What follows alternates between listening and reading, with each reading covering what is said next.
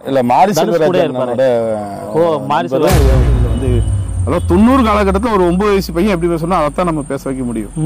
அவனுக்கு வந்து அன்டச்சபிள் தீண்டாமை தூய்மை பணியாளருக்கு நிச்சயமா இந்த மாற்றுத்துறைக்கு போகணுன்ற ஒரு எண்ணத்தை விதைச்சிருன்றத கண்டிப்பா படம்.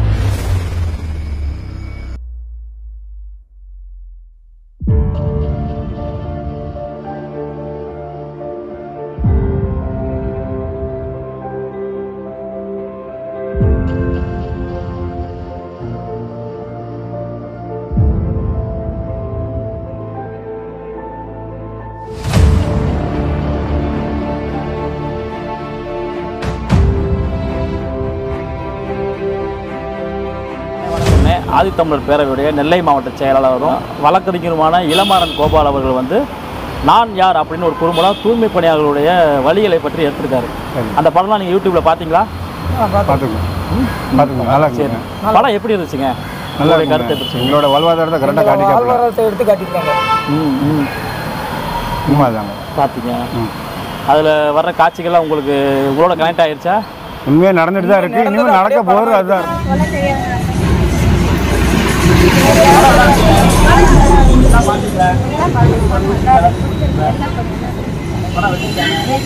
நல்லா இருக்கு படம். பக்கம் இன்னொரு வாட்டி பார்க்கும்போது அப்படி ஆமா எல்லா வகையிலும் நல்லா இருக்கு படம். ஆமா இன்னொரு தடவை வந்தாலும் நாங்கள் பார்ப்போம். எங்களுக்காகவே இந்த படம் மாதிரி இருக்கு, நாங்கள் பார்ப்போம். உண்மையே நடக்கிறது இப்போ என்னது இந்த சூழ்நிலை எப்படியோ அதை அப்படியே படமா எடுத்து கொடுத்துருக்காங்க. உங்க வீடுகளில் உங்க குடும்பத்தில் உங்க பிள்ளைகள் எப்படி மட்டும் நடந்துக்கிறாங்க எல்லாருமே அந்த இது காட்சியை எடுத்து சிறப்பாக பண்ணியிருக்காங்க. கதை, திரைக்கதை, வசனம், இயக்கம், நடிப்பு என திரைக்கலையில் அகம்புறம் என தடம் பதிக்க துடிக்கும் பன்முக திறமை கொண்ட இளைஞர் இளமாறன் கோபால் அவர்கள் ஒரு வழக்கறிஞராக நீதிக்கு போராடியும் அதே வேளையில் ஒரு மாவட்ட செயலாளராக ஒரு இயக்கத்தை நெல்லையில் வழிநடத்தி கொண்டும் கிடைத்த வாய்ப்புகளை எல்லாம் மக்கள் பணி செய்து கொண்டு நான் யார் என்ற குறும்படம் மூலம் தற்போது ஹாலிவுட்டின் கவனத்தை ஈர்த்துள்ளார்.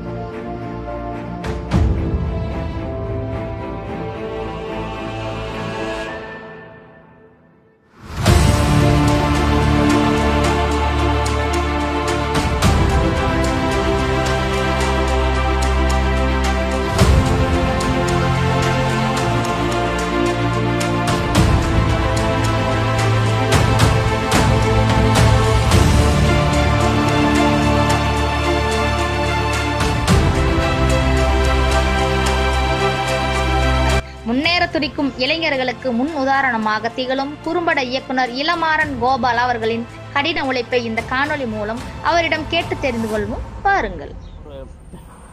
ஆதித்தமிழர் பேரவையுடைய ஒரு நெல்லை மாவட்ட செயலாளராக அது மக்கள் பணி பார்த்துட்டே ஒரு வழக்கறிஞராகவும் நீங்கள் பயணம் பண்ணிட்டு இருக்கீங்க. இதனுடைய திரைத்துறையை நோக்கி உங்களுடைய அடுத்த ஸ்டெப்பை நீங்கள் எடுத்து வச்சுருக்கீங்க. உங்களுடைய பன்முகத்தன்மையை நீங்கள் வெளிக்கொணர பல முயற்சிகள் எடுத்திருக்கீங்க. அதில் உங்களுடைய முதல் முயற்சி இந்த நான் யார் அப்படிங்கிற அந்த குறும்படம்.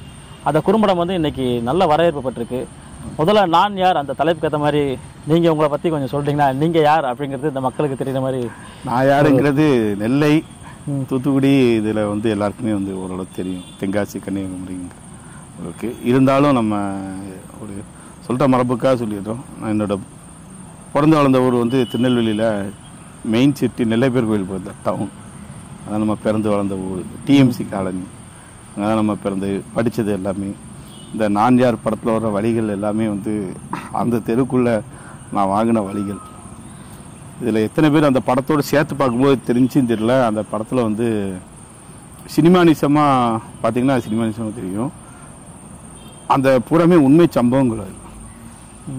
அந்த படத்தில் வந்து பாத்ரூமில் உட்கார்ந்து அழுததும் நான் தான். டீ வாங்கிட்டு வரும்போது இங்கே எதுக்கு வந்தீங்கன்னு கேட்குறதும் என் வீட்டில் எங்கள் அப்பா அம்மா டீ வாங்கிட்டு வரும்போது வந்து ஸ்கூலுக்குள்ளே வச்சு நான் வந்து சத்தம் போட்டு விரட்டி விட்டேன். இதேமாரி இன்ஸ்டன்ட்டுக்கு அந்த படத்தில் வர ஒவ்வொரு சீன்லையுமே வந்து அப்பா அம்மா வெறுத்த சீன்கள் எல்லாமே வந்து என்னோட இதில் வந்து நேச்சுரலாக வந்துச்சு. அதுக்கப்புறம் வந்து அதை மாற்றிக்கணுன்ட்டு நம்ம வந்து திருந்திட்டு நான் எங்கள் அப்பாட்ட சாரி கேட்கணும்னு நினைக்க விவரம் தெரிஞ்சிச்சு. எனக்கு விவரம் கேட்டு எங்கள் அப்பா சாரி கேட்கணும் திரும்பிங்க அப்பா இல்லை. கந்துவட்டி தொந்தரவுல அப்பா வந்து தற்கொலை பண்ணிட்டார். அப்போ எனக்கு வயசு வந்து 9 அல்லது 10 தான் இருக்கும். எங்கள் அப்பா வந்து இறந்து போடுவார். சரி. அப்பா கிட்ட கேட்கணும்னு நினைச்ச அந்த சாரியா கலைத்துறை மூலமா கேட்டிருக்கிறது தான் இந்த படம். நான் யார் உங்களோட சமூகத்துக்கு முன்னாடியும் கேட்டிருக்கீங்க. அதை தந்தைக்கு முன்னாடி கேட்க முடியாத அந்த மன்னிப்பு வந்து தந்தை கிட்ட நான் கேட்கணும்னு நினைச்ச அந்த சாரி மன்னிப்பு கேட்டிருக்கீங்க. அதை வந்து கலைத்துறை மூலமா கேட்டிருக்கேன். அவ்வளவுதான் சொல்ல. உண்மையிலே கலை மிக முக்கியமான ஆயுதம். அது வந்து இன்னைக்கு அடுக்கப்பட்ட மூட்டையில் அடிமூட்டையாக ஒரு சமூகத்துல இருந்தும் ஒரு ஆகச்சிறந்த ஒரு படைப்பு கொடுக்க முடியும்ன்றதை இந்த நான் யார் பார்த்த எல்லாருமே நல்லா தெரியும். அது தமிழ்நாடு முழுக்க நல்லா வரவேற்போட அந்த திரைப்படம் வெளியிடப்பட்டிருக்கு. குறும்படம், ஆக்சுவலாக அது குறும்படம். அந்த குறும்படம் வந்து தமிழ்நாடு முழுக்க நல்ல வரவேற்பு இருக்குது. அந்த கலைத்துறையில் தான் இதை நீங்கள் காட்டணுன்றிருக்கு. நீங்கள் எப்படி இந்த துறையை செலக்ட் பண்ணதுக்கு என்ன ரீசனாக இருக்கும்? அதாவது ஆல்ரெடி நீங்கள் ஒரு வழக்கறிஞராகவும் இருக்கீங்க, மக்கள் பணி இருக்குது. அப்போ இதுக்கும் நீங்கள் எப்படி நேரம் ஒதுக்கி உங்களால் இதெல்லாம் சமாளிக்க உங்களுக்கு எப்படி உங்களால் முடிஞ்சுன்றது தான். அது வந்து இதுக்கு காரணமாக அடிப்படையாக எது இருந்துச்சு? சமூக உணர்வு, சமூக உணர்வு, சமூக பற்று. சரி, சமூக உணர்வு, சமூக பற்று எப்படி வேணாலும் எடுத்துக்கோங்க. இது ரெண்டை தவிர இதில் எதுவுமே சொல்ல முடியாது. ஒரு நபர், ஒரு தனிநபர் பன்முக திறமை உள்ளவராக மாறுறதுக்கு வந்து ஒன்னே ஒன்று, அவனுக்குள்ளே இருக்க அந்த தாக்கம், அந்த வலி, ஏக்கம், அது வந்து ஒவ்வொரு விதமாக வெடிச்சு வரும். உதாரணமாக வந்து எனக்கு முதல்ல அரசியல்லேருந்து வெடிச்சு வந்துச்சு. அப்புறம் அதிலே போகும்போது அரசியலுக்கும் அப்போ சட்டம் வேணும் என்னடா அப்படின்னு சொல்லிட்டு வழக்கறிஞர் தொழில் நம்ம தேர்ந்தெடுக்கும். அப்புறம் நான் யாருன்னு தெரிஞ்சுக்கிறதுக்கே வந்து வரலாறு வேணும் அப்படிங்கும்போது நான் பிஏ ஹிஸ்ட்ரி படித்தேன். ஸோ நம்ம சமுதாயம் வந்து நல்லா எக்கனாமிக்கலாக வளரணும், சரி அப்போ அதை நோக்கியா போவோம் அப்படின்னு சொல்லிட்டு என்னோட சமூகப்பட்டு வந்து என்னை எம்பிஏ படிக்க வச்சுச்சு. ஸோ பொருளாதார ரீதியாக முன்னேறணும். அப்புறம் அந்த 3மே சேர்ந்த உடனே வந்து அதை ஒரு படைப்பாக கொடுக்கணுன்ட்டு ஒரு ஆசைப்பட்டேன். படைப்பா மாத்தினாதான் படைப்பா கொடுக்கணும் அப்படின்றது. வரலாறும் தெரிஞ்சுக்கணும், இந்த சமுதாயத்தோட வரலாறுகளும் தெரிஞ்சுக்கணும், சமுதாய பொருளாதார ரீதியாக முன்னேறணும், அதை சட்டப்படியாகவும் இது பண்ணணும், வழி நடத்தணுங்கிறக்காக தான் நான் படித்தது வந்து பிஏ, எம்பிஏ, ஏபிஏ 3 டிகிரி முடிச்சிருக்கீங்க. பரவாயில்ல.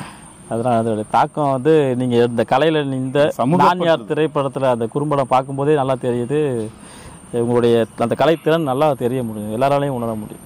கிட்டத்தட்ட இது சொல்லணும்னா அந்த முதல் சீன், அது இந்த தூய்மை பணியாளருடைய வாழ்நாள் எப்படி இருக்கும், அதிகாலையில் முடிக்கிச்சு அவங்க வந்துச்சு போகிறது, சைக்கிளை மிதிச்சுட்டு போகிறது, அந்த ஒத்தையடி பாதையில் போகிற மாதிரி காட்டுறது, இதெல்லாமே மிகப்பெரிய, அதெல்லாம் அந்த உள்ளே இருந்தால் தான் தெரியும். இல்லைன்னா வழக்கமாக அந்த தூய்மை பணியாளர் பிரச்சனையை பேசுகிறேன்னு சில படங்கள்லாம் வந்திருக்கு.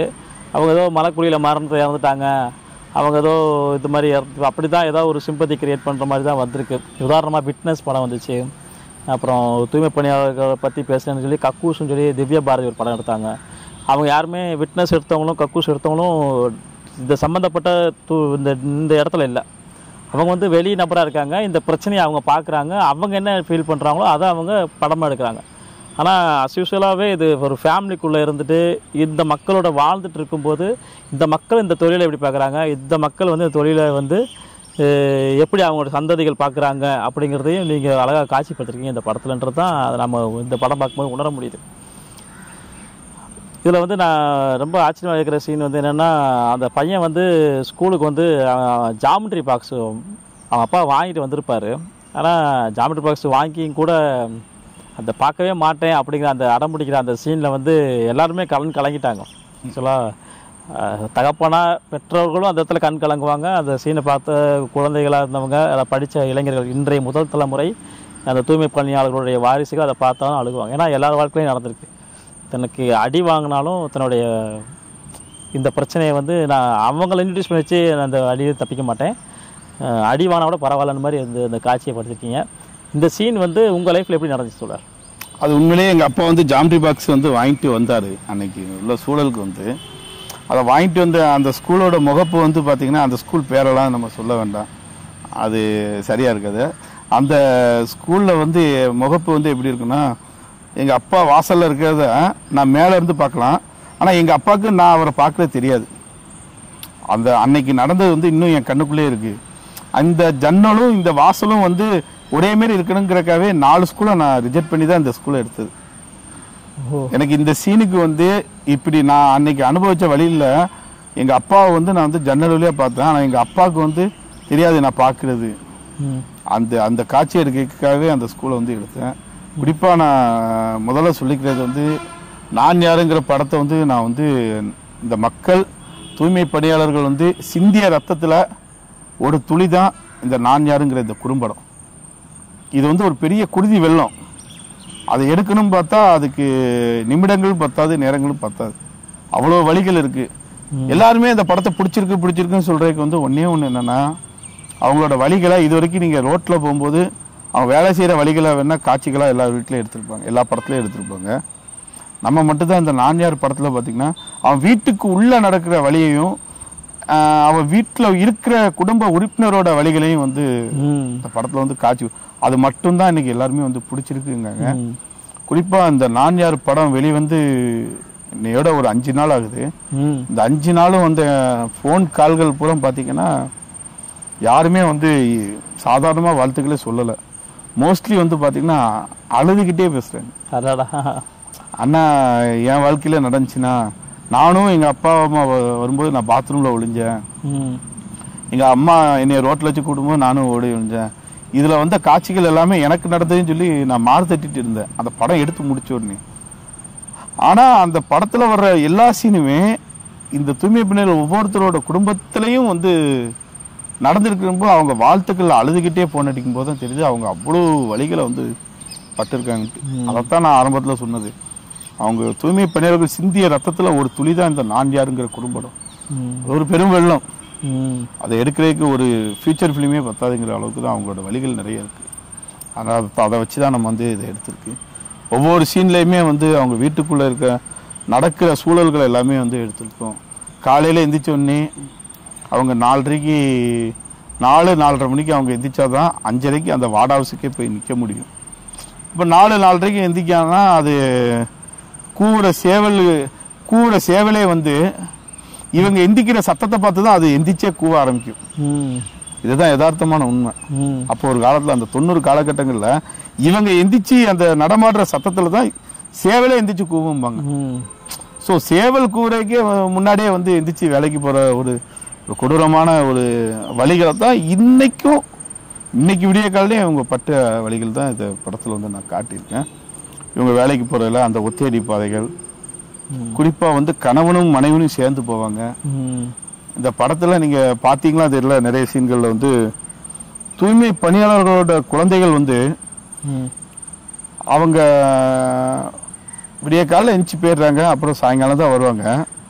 இந்த இடைப்பட்ட நேரத்துல அந்த பையன் எத்தனை மணிக்கு எந்திரிச்சான், எத்தனை மணிக்கு சாப்பிட்டான், பள்ளிக்கூடத்துக்கு போனானா, வந்தானாங்கிறது இது எதுவுமே அவங்களுக்கு தெரியாது. அவங்க அப்பா அம்மா வேலைக்கு போயிட்டு வந்த உடனே இவன் சொல்றதுதான் கணக்கு. இவன் சொல்றதுதான் கணக்கு. நான் எங்க அப்பா அம்மா நிறைய வாட்டி ஏமாத்திருக்கேன், அப்படியே வந்துட்டோமா அப்படிமா. எங்க அம்மா பொறுத்த வரைக்கும் அது தெரியாது. அம்மா வேலைக்கு போயிட்டு வரும்போது 5:30 மணி 6 மணி ஆயிரும். அந்த டயத்தை கனெக்ட் பண்ணி தூங்கிட்டு இருக்கும்போது போன அம்மா 5:30 வருது. இந்த இடைப்பட்ட காலத்துல நான் எப்படி ஸ்கூலுக்கு போனேன். நாங்க வந்து அந்த தூய்மை பணியாளரோட குழந்தைகள் வந்து பொதுவா மற்ற பிள்ளைகள் வந்து படிக்க போறதுலதான் கஷ்டம். ஆனா நாங்களாம் படிக்கிறதே வந்து பெரும்பாடு இதுதான். நானே எந்திரிச்சுதான் என்ன நானே தயார்படுத்திக்கணும். நானே சோறு சாப்பிட்டு நானே சட்டையை போட்டுக்கிட்டு இது பண்றேன். நிறைய பேர் சொல்லுவாங்க, நான் எங்க வீட்லயே நானே தான் அனுப்பேன். ஆனா உனக்கு ஒரு நேரமாவது உங்க அம்மா தலைசீவியாவது விட்டுருக்கும். நாங்க தலைசீவி கூட ஆளு விட்டு அந்த இடத்துல இருந்து நாங்க வாழ்ந்தவங்க. தூய்மை பணியாளரோட குழந்தைகள் வந்து அப்படி நாங்க கஷ்டப்பட்டு இப்ப கூட நாங்க வந்து போய் சொல்லுவோம் அப்பா அம்மாட்ட. சில நேரம் வந்து அம்மா இன்னைக்கு போயிட்டு வந்துட்டோமா, ஆனா நான் வீட்டுல இருப்பேன். இப்படி போய் சொல்லி நிறைய பேர் இடைநிறுத்தமே பண்ணிருக்காங்க தூய்மை பணியாளர் குழந்தைகள். அந்த மாரி காட்சிகள் வந்து அவங்க வீடுகளில் நிறைய நடந்தது. இப்போ இந்த விஷயத்த மாற்றுறதுக்காக தமிழக அரசு வந்து இப்போ ரீசெண்டாக ஒரு முயற்சி எடுத்திருக்காங்க. என்னென்னா காலையில் வந்து காலை உணவு திட்டம் கொடுத்துருக்காங்கன்னு நினைக்கிறேன். அது உண்மையிலேயே வந்து வரவேற்க வேண்டிய திட்டம். திட்டங்கள் எல்லாமே தாமதமாக தான் வருது. இது போன்ற திட்டங்களை உண்மையிலேயே வரவேற்கணும். ஏன்னா அவங்க உங்களுக்கு தெரியாது இல்லை, அந்த தூய்மை பணியாளர்கள் பெற்றோர்கள் வந்து எப்படின்னா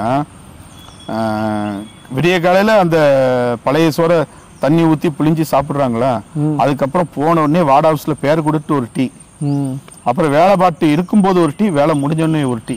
அந்த டீ தான் வந்து காலை உணவு. தண்ணி கூட கிடையாது, பச்சை தண்ணி குடிப்பாங்க இல்லைன்னு சொல்ல. அந்த தண்ணி வந்து எங்கன்னா கேட்டு குடிக்கிறது குறிப்பா மாட்டாங்களே, மக்கள் யாரும் கொடுக்க மாட்டாங்க. அது இல்ல, அது எல்லா இடத்துலயுமே உண்டு. அடிபம்புல அவங்களே அடிச்சு குடிச்சுக்கலாம். டீ கடையில கேட்டா ஒரு மக்களை கொடுப்பாங்க. அந்த மக்கள் பாத்தீங்கன்னா ரெகுலரான மக்கா இருக்கும். இவங்க வந்தா அந்த மக்கு தான் கொடுப்பாங்க. பேசினா நிறைய பேசலாம். சரி சரி சரி. தோழர் இப்போ வந்து இப்போ வர்ற கரண்ட்டில் வந்துட்டு இருக்க அத்தனை சினிமாக்களுமே பார்த்திங்கன்னா சமூக ஒடுக்குமுறை எடுக்கிறாங்க, நல்ல வரவேற்பு மக்கள்கிட்ட பெறுது. ஆனால் அந்த படங்களில் பூரா யாராவது இன்னொரு சமூகத்தை வந்து எதிரியாக கட்டமைக்கிற மாதிரி கொண்டு போவாங்க.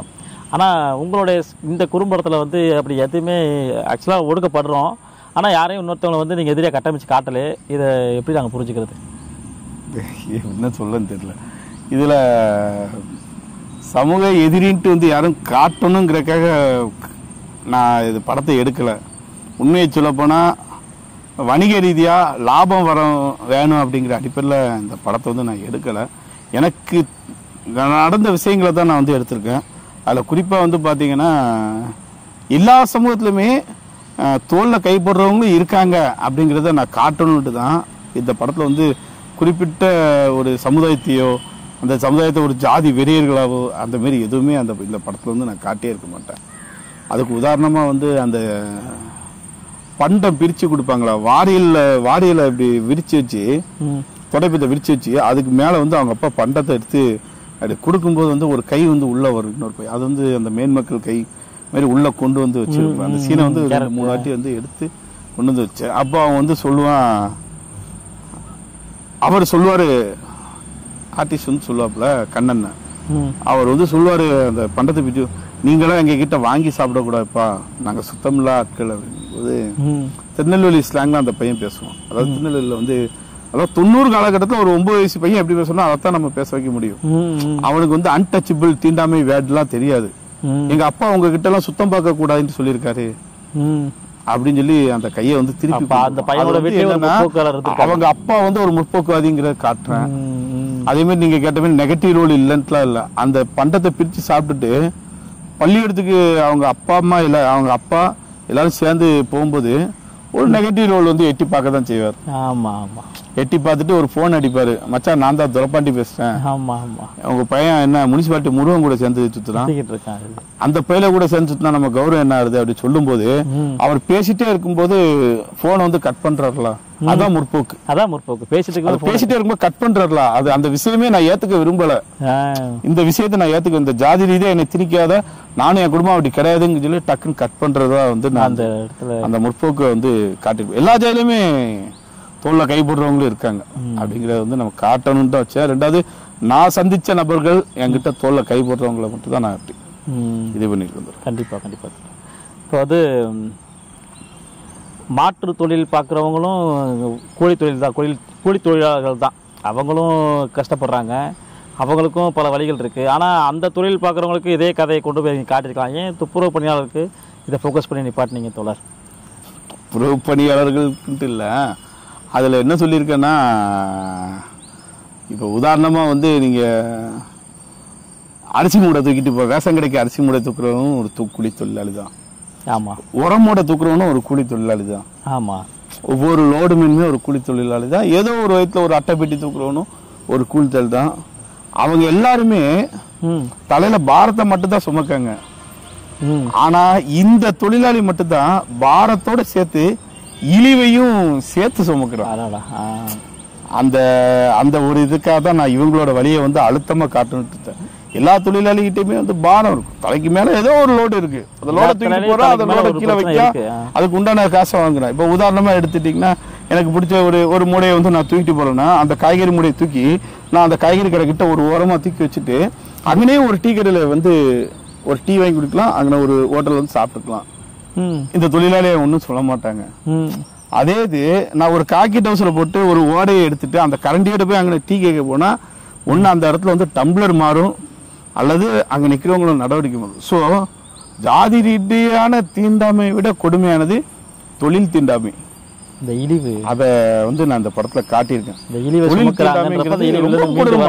இப்போ உதாரணமா பாத்தீங்கன்னா இந்த நான் யார் படத்துல வந்து மாறனோட நண்பன் ஒரு பையனை காட்டிருப்பான் கூட வர்றான்ட்டு. அந்த பையனுக்கு வழிகளே இருக்காது.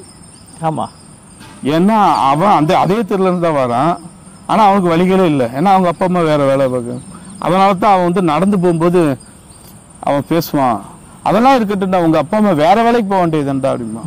அந்த 9 வயசு பையனுக்கு வந்து நான் எதை திணிச்சிருக்கேன்னா மாற்று தொழிலுக்கு போக வேண்டியதுங்கிறத வந்து நான் திணிச்சு அவன் சொல்ல வைக்கேன். அப்ப மாறன் அப்பவும் சொல்லுவாப்புல, நானும் சொல்லிட்டேன். நான் சொன்னேன்டா, எங்க அப்பா அம்மா கேட்க மாட்டாங்கடா. ஸோ எல்லாரோட வழிகளும் அதுதான். இப்போ நிறைய பேர் வந்து இந்த படத்துல வந்து இப்படி எடுத்திருக்கலாம் அப்படி எடுத்திருக்கலாம் அந்த மாதிரி நிறைய பேர் சொன்னாங்க. உதாரணமா வந்து மாற்றுத் தொழில் சம்பந்தமா வந்து தூய்மை பணியாளர்களுக்கு வந்து மாற்றுத் தொழில் சம்பந்தமா நீங்க ஒரு காட்சி வச்சிருக்கலாமே அப்படின்னாங்க. நான் அவங்களுக்குலாம் வந்து சொல்லிக்கிறது என்னன்னா, நான் சினிமா எடுக்கல, என் வழியை எடுக்கேன். சரி சரி. சினிமா எடுக்கிற ஒரு காலம் வரும், அதுல நான் வச்சுக்கிறேன். கண்டிப்பா பதிவு இப்ப பண்றேன். நான் வந்து என் வழியை மட்டும் தான் எடுத்திருக்கேன். என்ன நடந்துச்சோ அதைத்தான் நான் எடுக்கிறேன். அதுக்குள்ள நான் கற்பனை திணிக்க விரும்பல. ஓப்பனிங்ல சொன்னீங்க அப்பாவுக்காக கொண்டு போகணுங்கிறதுல மாற்று கருத்தே இல்ல. அதெல்லாம் நான் மாற்று கருத்து இல்ல. மாற்று தொழில்களுக்கு தான் அவங்களை தூய்மை பணியாளர்கள் வந்து மாத்தி விடணுங்கிறது. ஆனா அது வந்து நான் காட்டுற படம் இது இல்ல, அதுக்கு இன்னொரு படம் கூட நம்ம இந்த படம் வந்து அதுக்கான தூண்டுதலை கண்டிப்பா அவங்களுக்கு கொடுக்கும், நிச்சயமாக கொடுக்கும். ஏன்னா இதோடைய அதாவது எந்த ஒரு பெரிய காரியத்துக்குமே துவக்கம் தான் முதல் சரியான விஷயம் அப்படி பாரு. அந்த மாதிரி இந்த துவக்கம் வந்து இந்த கண்டிப்பாக இந்த படம் பார்க்குற தூய்மை பணியாளருக்கு நிச்சயமாக இந்த மாற்றுத் தொழிலுக்கு போகணுன்ற ஒரு எண்ணத்தை விதைச்சிருன்றதை கண்டிப்பாக படம் பார்க்குறவங்களுக்கு கண்டிப்பாக நம்பலாம். இந்த படத்தோட ரிசல்ட் அப்படி தான் போய்கிட்டு இருக்கு, மக்கள்கிட்ட நல்ல வரவேற்போட போயிட்டு இருக்கனாலே தெரியுது. ஏன்னா இன்றைக்கி நீங்கள் வெளியிட்ட உங்கள் சேனலில் மட்டும் இல்லை, இது நீங்கள் வழக்கமாக காப்பிரைட் எடுத்துகிட்டு நான் தான் என் படம் வெளியிடுவேன்னு சில பேர் இருப்பாங்க டேரக்டர்ஸ். நீங்கள் மற்ற இதே தூய்மை பணியாளர்கள் சமூகத்தில் இருக்கவங்க யாராவது சேனல் வச்சுருந்தா, யூடியூப் சேனல் வச்சுருந்தா, சின்ன சின்ன சேனலுக்கு கூட உங்களுடைய படத்தை சஜஸ்ட் பண்ணி நீங்களே வெளியிடுங்கன்னு சொல்லி கொடுத்துருக்கீங்க. இது வந்து இந்த பெருந்தன்மை வந்து இன்னும் எந்த டேரக்டருமே நம்ம பார்த்தது கிடையாது. இப்படி கொடுத்து அவங்க வாங்கி அவங்க சேனலில் போட்டு இந்த சின்ன சின்ன சேனலில் போட்டு கூட இன்றைக்கி அந்த சேனல்களில் வந்து அந்த படங்கள் வந்து நிறைய வியூஸ் போயிருக்கு. கிட்டத்தட்ட அங்கிட்டு ஒரு 5000 வியூஸ் போயிடுச்சுன்னா உங்கள் சேனலில் ஒரு லட்சக்கணக்கில் போயிருக்கு. இந்த இப்போ பார்க்கும்போது ஒரு கண்டிப்பாக ஒரு நல்ல மாற்றத்துக்கான துவக்கமாக நான் அதை உணர்றோம். நாங்கள் எல்லாரும் தான் நான் சொன்னோம்ல, நான் வணிக நோக்கத்தில் இந்த படத்தை எடுக்கலை, லாப நோக்கத்தில். இதை 4 பேர் பார்த்தா நமக்கு 10 ரூபா வருங்கிற அடிப்படையில் எடுக்கல. நான் எடுத்ததுக்கு ஒன்றே ஒன்று என்னென்னா, எங்களுக்கும் திறமை இருக்குது, எங்களுக்கும் ஒரு வாய்ப்பு கொடுங்க. எங்கள் வீடுகள்லையும் வந்து ஒரு ஏதாவது ஒரு கலைஞனா உருவாக்கி நாங்களும் துடிக்கிறோம் வெடிக்கிறோங்கிற கண்டிப்பாக உங்களை தேடி பல இளைஞர்கள் தேடி வரப்போகிறாங்க. இதே குறும்பட ஆர்வமுடைய பல சமூகத்தில் வந்து இதே கூலி தொழில் இழிவு தொழில் என்னென்ன வேலை பார்க்குறோம் அவங்க பிள்ளைகள் யாரெல்லாம் ஆர்வமாகவங்களும் கண்டிப்பாக வருவாங்க. அவங்களுக்கும் நீங்கள் சரியாக வாய்ப்பு தந்து இந்த கொண்டு அவங்களே முன்னேற்றி கூட்டு போவீங்க நாங்கள் நம்புகிறோம். நிச்சயமாக. அப்போ கடைசியாக ஒரு கேள்வி மட்டும் கேட்டுக்கிறேன்.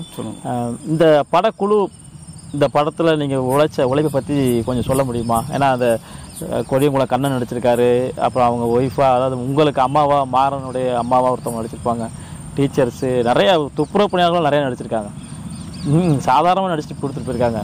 ஸோ இதை பற்றி ஒரு சின்னதாக ஒரு ஃபைனலாக ஒரு டச் கொடுத்துலாமா? அது ஃபைனல் என்ன சொல்ல, அதில் வந்து 2 மாதம் உழைப்பு சொல்ல அது. ஆனால் கனவுன்னு பார்த்தா பல வருஷ கனவு, உழைப்புன்னு பார்த்தா 2 மாதம் உழைப்பு.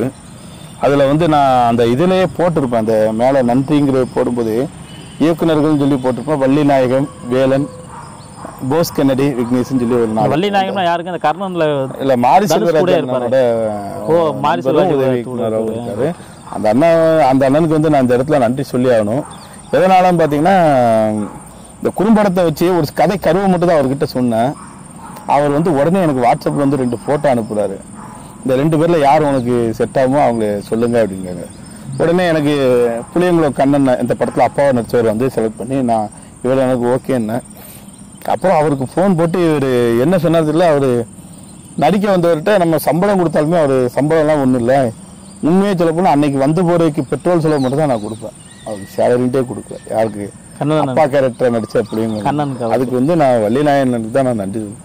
ஏன்னா அவர் வந்து என்ன சொல்லியிருக்காருன்னா, அவர் என்ன சொல்றாரோ அதை அப்படியே நடி, நீ வேற எதுவும் செய்யாத மட்டும் தான் சொல்லி விட்டாரு, சொல்லி அனுப்பிச்சு. அதை வந்து அப்படியே புளியங்குளம் கண்ணன் தான் சொன்னார், வள்ளிநாயகன் சொல்லல, புளியங்குளம் கண்ணன் வந்து என்கிட்ட சொன்னார். வள்ளி சொன்னாப்புல நல்லா நடிச்சு இது பண்ணணும்ட்டு சொன்னாப்புல. அதே மாதிரி உண்மையிலேயே நடிச்சாங்க. அந்த இடத்துல தான் வந்து நான் மறக்க முடியாத ஒரு இதுன்னா, இந்த அப்பா கேரக்டர் நடிச்சவர் வந்து ஓடையில இறக்கி இருப்பேன், மண்வெட்டியோட ஓடையில இறங்குவார். மேஸ்திரி வந்து முருகா உன்னை எங்கடா தேடன்ட்டு அந்த ஓடையில இறக்குற சீனுக்கு வந்து நான் அவர்கிட்ட சொல்ல தயங்கிக்கிட்டே இருந்தேன். ஆனால் நீங்கள் ஒரு காட்சியில் வந்து ஓடையில இறங்கணுன்ட்டு நான் பேசிட்டு இருக்கும்போது அவரவே அது அந்த மண்வெட்டியை வாங்குறாரு, சட்டத்திட்ட இறங்கிட்டாரு. அதை நீங்கள் பார்த்தீங்கன்னா அது அவர் நினைச்சிருந்தாருன்னா சொகுசா எடுக்க சொல்லியிருக்கலாம். அதாவது தம்பி காலில் செருப்பு போட்டு இருக்கேன், செருப்பை வந்து இது பண்ணாம எடுங்கன்ட்டு அவர் சொல்லியிருக்கலாம். அவர் சொல்லவே இல்லை. ரியலாவே இறங்கி ஆமாம் ரியலாகவே அவர் தள்ள மாட்டினாரு. அந்த தள்ள மாட்டினதை அப்படியே நான் வந்து படமாகவே ஆகி ரொம்ப ரியலாக இருந்துச்சு அந்த சீன். ரொம்ப இதாக நடிச்சிருந்தாரு. அப்புறம் ரெண்டாவது வந்து அதில் சத்யா அக்கா, அந்த அந்த அக்கா வந்து நல்லா இது ஆக்டிங் நல்லா இது பண்ணியிருப்பாங்க. அந்த அக்காவோட ஆக்டிங்கில் வந்து அதை நீங்கள் பார்த்துருப்பீங்க. அந்த ஏங்கி பைய அழும்போது கண்ணை தொடச்சி விடும்போது வந்து பிள்ளை பல்ல எடுத்து போயிட்டு வந்துட்டா பாருங்க அப்படிங்கும்போது வந்து அந்த ஃபேஸில் வந்து ஒரு நல்ல ஆக்டிங் வந்து அந்த அக்காட்ட இருக்கும். குறிப்பாக அந்த அக்காவுக்கு ஒரு பிக் தேங்க்ஸ் சொல்லணும். நீங்களும் அந்த படத்தில் இன்னொரு வாட்டி பாருங்கள். நான் யார் படத்தில் கிளைமேக்ஸில் வந்து மாறனோட அம்மா வந்து அடுப்பு ஊதிட்டு இருப்பாங்க. ஆமாம், அதில் அடுப்பு ஊதும்போது தீ எரிஞ்சிட்டு இருக்கும். இந்த அடுப்பை ஊதும்போது இந்த அக்காவுக்கு வந்து காது வலி, அதாடா தலை சுத்து வந்துருச்சு. ஏதோ ஒரு தொடர்ச்சியாக நடிக்க வச்சு அன்னைக்கு பகல் பூரா நடிச்சு ரெஸ்டே இல்லாமல் கொண்டு போகிறோம்ல, அதில் காது வலி வந்துருச்சு. காது வலியில் வந்து அந்த அக்கா வந்து ஆஸ்பத்திரிக்கு கூப்பிட்டு போகிறோம், ட்ரீட்மெண்ட் கொடுத்து வீட்டில் இது பண்ணியாச்சு. உடனே பேக்கப் பண்ணிட்டோம். அன்னைக்குள்ள ஷூட்டிங் கேன்சல் பண்ணிச்சு. அதுலேருந்து 4 நாள் கழிச்சு அதே வீட்டுக்குள்ளே அந்த ஷூட்டிங் எடுக்கும்போது அந்த அடுப்பு ஊதும்போது எந்தெந்த பொருள் எங்கெங்கே இருந்துச்சோ அந்த பொருளை வந்து திருப்பி நாங்கள் கலெக்ட் தான் பண்ணோம். அது எல்லாமே வந்து நாங்கள் ஷூட்டிங்க்கு வாங்கின பொருட்கள் கிடையாது. அந்த எம்எம்சி காலனி மேலப்பட எம்எம்சி காலனி மக்கள்கிட்ட இருந்து அங்கே செலவு கொடுப்பாங்க. ஒரு ஆள் அமைங்கள் இந்த மாதிரி ஒரு பெரிய அளவில் அந்த மக்கள் வந்து நமக்கு உதவி பண்ணாங்க. அதேமாரி எங்கள் ஊர்லேயும் சரி, நான் பிறந்து வளர்ந்த டிஎம்சி காலனியும் சரி, ஒரு 10 பேர் வந்து காக்கி சட்டையோட வந்து மேஸ்திரியை பார்த்து வணக்கம் பண்ணுங்கிற ஒரு சீனுக்கு நம்ம சொன்னோடனே அவ்வளோ பேருமே வந்துட்டாங்க. ஸோ இது வந்து நம்ம மேலே வச்சிருக்க அன்பு, பிரியம், எதிர்பார்ப்பு. அந்த எதிர்பார்ப்பை நான் வந்து கட்டாயம் நிச்சயமாக நிறைவேற்றணுன்ட்டு ஒரு இதில் வந்து இருக்கேன். இந்த 2 ஊருமே வந்து எனக்கு பெரிய அளவில் நல்ல ஒத்துழைப்பு கொடுத்தாங்க. அந்த அடுப்பு ஊதுரையில் பாதியோட காது வழியோட போனாங்களா, திருப்பி அந்த காட்சி எடுக்கிறதுக்கு அதே லைட்டிங்கு அதே எல்லாத்தையுமே செட் பண்ணிட்டு மீண்டும் அடுப்பு ஊத வச்சோம் 4 நாள் கழிச்சு. ஆனால் நீங்கள் அந்த படத்தை பார்த்தீங்கன்னா அது கண்டினியூட்டி கனெக்டிங் சீன் மாதிரியே தெரியும். ஆனால் தெரியல, வித்தியாசம் தெரியல. உண்மையை சொல்ல போனா நீங்க சினிமாவே நானே ஒத்துக்கிறேன்னு நீங்க அந்த அடுப்பை பாருங்க, அதுல வித்தியாசம் தெரியும். அந்த அடுப்பு வந்து அணைஞ்சு போயிருக்கும். இந்த பையன் 2வது வாட்டி பைக்கை பேக்கை தூக்கி கீழே போட்டு தன்னை மீறி உட்கார்ந்து அழும்போது பார்த்தீங்கன்னா அந்த அடுப்பு வந்து அணைஞ்சிடும். அந்த அக்கா காது வலியோட நடிச்சது ஒரு காட்சி. 4 நாள் கழிச்சு கண்டினியூ அதே சிலையோட திருப்பி உட்கார வச்சு அதே போட்டோக்களை அதே இடத்துல வச்சு ஒவ்வொருமே ரொம்ப கஷ்டப்பட்டு இருக்கோம். உதாரணமா அந்த படத்துல வந்து ரேடியோவை ஆன் பண்ற ஒரு விரல் ஆன் பண்ற ஒரு சீன் இருக்கும். அந்த பையன் வந்து ஸ்கூல் கிளம்பும்போது ரேடியோ ஆன் பண்றது. அந்த சீனுக்கு வந்து எப்படி எடுத்தோம்னா, மேலப்பாளையத்துல சந்தை இருக்கு, சந்தையில வந்து பழைய பொருட்கள் விற்கிற இது உண்டு. இப்போ நம்ம போய் அந்த ரேடியோக்கள் எல்லாம் வித்துட்டு இருந்தோம், பழைய ரேடியோக்கள். ஒரு ரேடியோ வாங்கி அந்த ரேடியோ வந்து ஒரு சும்மா இப்படி ஒரு கை வச்சு ஒரு சின்ன கிளிப்பு மட்டும் தான் எடுத்தோம், அவ்வளோதான். அந்த ரேடியோ அவர்கிட்டே கொடுத்துட்டு வந்துட்டோம். வார சந்தையில் வந்து நான் நிறைய பொருட்கள் வந்து கலெக்ட் பண்ணேன். அந்த படத்தில் ஒரு அறிக்கை நுழக்கு எல்லாமே மேலப்பாளைய சந்தையில் வந்து நான் வந்து எல்லாமே கஷ்டப்பட்டு கலெக்ட் பண்ணேன். குறிப்பாக எனக்கு ஒரு சீன் வேணுங்கிறக்கவே நான் ரொம்ப கஷ்டப்பட்ட சீனுன்னா அந்த படத்துலேயே 1 செகண்ட் தான் வரும். அது என்ன சீனுன்னு பார்த்தீங்கன்னா, எல்லாரும் அலுமினிய தட்டில் தான் சாப்பிட்றாங்க, இல்லைன்னா அவன் பெரியவன் இவன் பெரியவங்கிற ஒரு காட்சி வச்சிருப்பேன். அதில் என்னன்னா, அந்த அலுமினிய தட்டுக்கு வந்து கிடைக்கல. ஒவ்வொரு கடையா ஏறி இறங்கி ஒரு 20 தட்டு வாங்கணும். 20 தட்டை வாங்கி அதுல இது தேயிலை டீ போடுற தேயிலை அதை தண்ணியில ஒரு கலக்கி அதுல இந்த தட்டை முக்கி அதை ஒரு 2 குத்தி நெளிச்சு பழசாக்கி. எனக்கு அந்த சீன் வேணும். புது தட்டை பழசாக்கணும், புது தட்டை பழசா மாத்தணும். 94 காலத்துல கொண்டு போகணும். அந்த கடைக்காரர்கிட்ட நான் 20 தட்டை வாங்கிட்டு ஒண்ணு கேட்டேன், என்ன மீறி எப்படின்னா, அண்ணா பெராட்டி கொண்டு வந்து கொடுத்தா பாத்தி துட்டா தருவீங்களா? தருவோம் தம்பி அப்படின்னு. தேங்க்ஸ் தான் சொல்லிட்டு. ஆனா எனக்கு அந்த காட்சி வேணுங்கும் போது நான் நெளிக்க ஆரம்பிச்சிட்டேன்.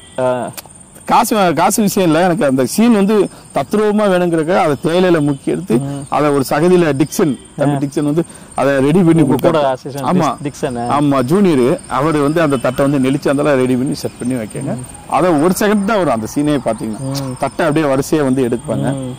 அந்த ஒரு சீனுக்கே அவ்வளோ ரிஸ்க் எடுத்துருக்கு. ஒரு சீன்லயுமே எல்லாமே உதாரணமா வந்து அந்த பையன் பாத்ரூம்ல அழுறதுங்கிறது வந்து அந்த பாத்ரூம்ல வந்து ஓடி வந்துட்டு அப்படியே நின்று நாங்க சொல்ற ஆக்டிங் அந்த மாறனையும் பாராட்டணும். இந்த இடத்துல ஆமா அந்த பையன் வந்து அந்த பையனை வந்து பாராட்டே ஆகணும். என்னன்னா, ஓடி வாடா தம்பி அப்படிங்கும் போது அவன் ஒரு மேல் பயத்துல ஓடி வருவான். ஓடி வந்துட்டு இலசு அந்த அவனுக்கு வந்து மூச்சு வாங்குது. அந்த மூச்சு வாங்கிட்டு கண்டினியூவா நாங்க சொல்ற நடிக்கிறேங்க பெரிய விஷயம்.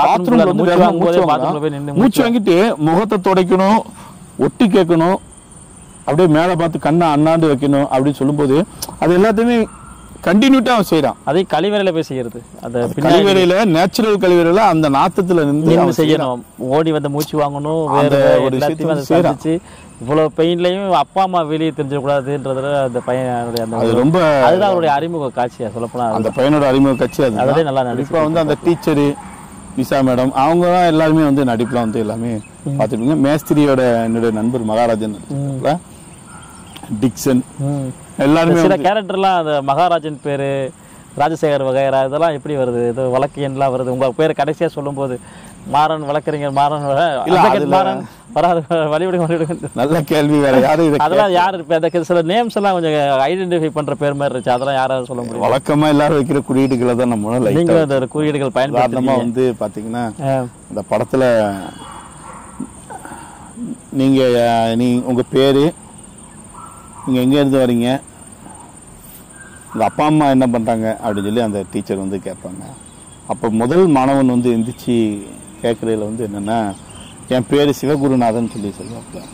சிவகுருநாதன்ங்கிறது சமீபத்தில் திருநெல்வேலியில் மேலே இழந்த குளம்ங்கிற ஒரு பகுதியில் வந்து பொண்ணு கேட்க வர சொல்லி ஒரு குறிப்பிட்ட சாதியினர் வந்து அந்த பொண்ணு கேட்க வர சொல்லி சிவகுருநாதன்கிற ஒரு படித்த பையனை வந்து ஒரு கோயில் வாசலில் வந்து கோயிலில் பலியிட்டாங்க. அந்த பையனை பொண்ணு கேட்டு வர சொல்லி எங்க சமூகத்தில் பொண்ணு ஆமாம், அந்த சிவகுருநாதன்கிற அவரோட அந்த பேரை நினைவுக்காக வந்து அந்த பையன் எந்திரிச்சு முதல்ல பேசுகிறோம் வந்து என் பேர் சிவகுருநாதன், எங்கள் அப்பா பேங்க்ல வேலை பார்க்கறங்க, அந்த பேரை வைக்கணுங்கிறதுக்காக வச்சேன்.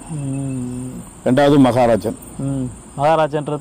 மகாராஜன்ங்கிறது எல்லாருக்குமே தெரிஞ்ச விஷயம். அந்த வள்ளியூர் இதுல வந்து சம்பவத்துல வந்து தம்பி வந்து கொடூரமான முறையில் கொலை செய்யப்பட்ட அந்த தம்பியோட சம்பவம் என்னது? மகாராஜன்ங்கிற பேரை வந்து வள்ளியூர் சம்பவம் என்ன? வள்ளியூர்ல வந்து ஒரு சாதி அடக்குமுறைக்கு எதிராக வந்து தம்பி வந்து போராடினாப்ல. தம்பி போராடி அது ஒரு மிகப்பெரிய அளவுல திருநெல்வேலியில பேசும் பொருளா வந்து எல்லாருக்கும் இருந்தாரு, மாறிச்சு. அதனால வந்து தம்பியோட வள்ளியூர் மகாராஜன் பேரை அவனோட நினைவா வைக்கணுங்கிறதுக்காகவே முதல் பேர் சிவகுருநாதன், ரெண்டாவது பேர் வள்ளியூர் மகாராஜனை வந்து வள்ளியூர் மகாராஜன்றது அந்த ஊர் பேரோட சேர்த்து வச்சா நல்லா இருக்காங்கிறக்க மகாராஜன் வச்சிருப்பீங்க. மகாராஜன் மட்டும் வச்சு இந்த ராஜகுரு வகைராவா? ராஜகுரு இல்ல, ராஜசேகர். அது என் உடன் பிறந்த அண்ணன், இறந்து 1.5 வருஷம் ஆகுது. அவரோட நினைவா வந்து அதான் ராஜசேகரன் வகைரா மாறன். சின்ன சின்ன என்னோட குடும்ப வழிகள், என்னோட குடும்பம் எப்படி என்னை உசர்த்தி விட்டுச்சோ அவங்கள கூட மறக்க கூடாதுன்னு தான் அந்த படத்துல கூட நானே ஒரு காட்சியில வந்து இந்த எங்க ஸ்கூல்ல கக்கூஸ் குளர் முனியாண்டி அப்படின்னு சொல்லியிருப்பேன். அந்த முனியாண்டி வந்து எங்க அம்மாவோட அப்பா, தாத்தாவோட பேர். ஆமா, என் மச்சனே தான். முனியாண்டிங்கிறது வந்து எங்க தாத்தாவோடது, ராஜசேகரங்கிறது எங்க. அது பர்சனல் லைஃபோட குறியீடுகளும் இருக்கு, சமூகத்துல நடக்கிற பிரச்சனைகளோட குறியீடு இருக்கு. குறியீடுகளையும் இந்த கலை, உங்க கலை திறமையை நாங்க என்னன்னு சொல்லி பாராட்டுறேனே தெரியல. நிச்சயமா வழிகளையும் காட்டணும், அதே நேரத்துல நன்றியோட காட்டணும் அப்படிங்கிறதையும். என் உறவினர்கள், என் நெருங்கிய நண்பர்கள், உறவுகள் எல்லாருமே வந்து இந்த படத்துக்கு வந்து எனக்கு அரும்பாடுபட்டாங்க. அந்த என்னோட பாட்டியோட போட்டோ தான் முதல்ல வரும், ஆண்டி செம்மாளோட போட்டோ வரும். அப்புறம் முனியாண்டியோட பேர் சொல்றது வந்து ராஜசேகர் பேர் சொல்றது, புது வீடு முருகன், எங்க பாட்டி இன்னொரு பாட்டி இருக்கு குருவம்மாள், எங்க அப்பாவோட அம்மா. இப்படி எல்லாருமே வந்து ஒவ்வொரு சின்ன சின்ன குறியீடுல வந்து நான் காட்டணும்ட்டு தான் அந்த படத்துல வந்து சின்ன சின்ன இதெல்லாம் வந்து காட்டியிருக்கேன். குறிப்பா வந்து அந்த படத்துல வந்து கோர்ட்ல டபைதார் கூப்பிடுற சத்தத்துல வந்து SC 485/2016 சொல்லி சொல்லுவாங்க. அது எதுக்காக வச்சிருக்குன்னா, நான் முதல்ல நீதிமன்றத்துல வாதாடின வழக்கோட என்னது அதான் மாறன் அந்த கேஸ்ல விடுதலையாக்கு அந்த கேஸோட ஜட்ஜ்மெண்ட்டுக்கு 2 நாளுக்கு கழிச்சு எனக்கு மேரேஜ் வருது. அந்த கேஸ் வந்து எனக்கு வாழ்க்கையிலே மறக்க முடியாது. எங்க அது தண்டனை ஆயிருமோ அப்படின்ட்டு பயத்திலேயே நடத்தின ஒரு கேஸ். முதல் கேஸ்ல எல்லாருக்கும் ஒரு நடுக்கம் வரும், எல்லாருக்கும் ஒரு நடுக்கம் எனக்கு. அதனால அந்த கேஸ் நம்பரே எனக்கு மறக்கவே முடியாது. அதனால அந்த கேஸ் நம்பர் வந்து SC 485/2016 என் கூட வந்து அண்ணன் இறந்தவர், அவரோட பேர் ராஜசேகர் வகையாரா அப்படின்னு சொல்லி காட்டியிருக்கேன். அப்புறம் அந்த கடைசியில கலைஞருடைய வரி வரும், புழுக்களா இருப்பவரை புலிகளாக மாற்றும் ஒரு லைன் வரும். அது உண்மையிலேயே சமூகத்தை வரி இங்க கலைஞரை கொண்டு வந்து நிறுத்தினதுக்கு என்ன காரணம்? அந்த வரி எல்லாமே காரணத்தோட பண்ணிருக்கும் போது எதுக்கு ஏதாவது கண்டிப்பா காரணம் இருக்கும். நிச்சயமாக அது என்னன்னு தெரிஞ்சுக்க நாங்க ஆசைப்படுறோம். நிச்சயமாக நல்ல கேள்வி. அது நீங்க காட்சி படுத்துதலே பார்த்துருக்கலாம். முத்தமிழறிஞர் டாக்டர் கலைஞரோட அந்த குரலை வந்து நான் வேற எந்த இடத்துலயுமே வைக்கல. எந்த இடத்துல வச்சிருக்கேன்னா, இவ்வளவு கஷ்டங்களையும் பட்டுட்டே வர்ற இந்த மக்கள் வந்து எப்படி எந்திக்காங்க அப்படின்னா ஒருத்தரோட உள்ளிடங்கிற அந்த விஷயத்துல இருந்தா எந்திக்காங்க அப்படிங்கிற அதை வந்து கரெக்டா பாத்தீங்கன்னா அந்த குரலை எந்த இடத்துல வச்சிருப்போம்னா நாங்க அட்வொகேட்ஸ் மாற்ற அந்த நெக் பேண்ட் இருக்கலாம், நெக் பேண்ட் கோட்டு கவுனு இதை எடுக்கும்போது தான் அந்த இது வந்து நாம் புழுக்களாக இருப்பவர்களையும் புலிகளாக மாற்றுவோம் அப்படின்னு சொல்லி அது வந்து இவங்களை இந்த மக்களுக்காகவே இவர் சொன்னது. அதனால தான் வந்து நம்ம அந்த இடஒதுக்கீடு வழங்கியதுக்காகவும் நீங்க நன்றிபூர்வமா அவரையும் அதாவது நாங்க முன்னேறிட்டோம் அதுக்கு இவர் தான் காரணம் அப்படிங்கறதுனால அதை எல்லாத்தையுமே காட்டணுங்கிறத தான் இவரோட குரலை வந்து நம்ம வந்து வச்சுதான் நம்ம எடுத்து அப்போ முடிச்சுக்கோமா. சரி, சிறப்பாக இருந்துச்சு. மிக்க நன்றி, வாழ்த்துக்கள்.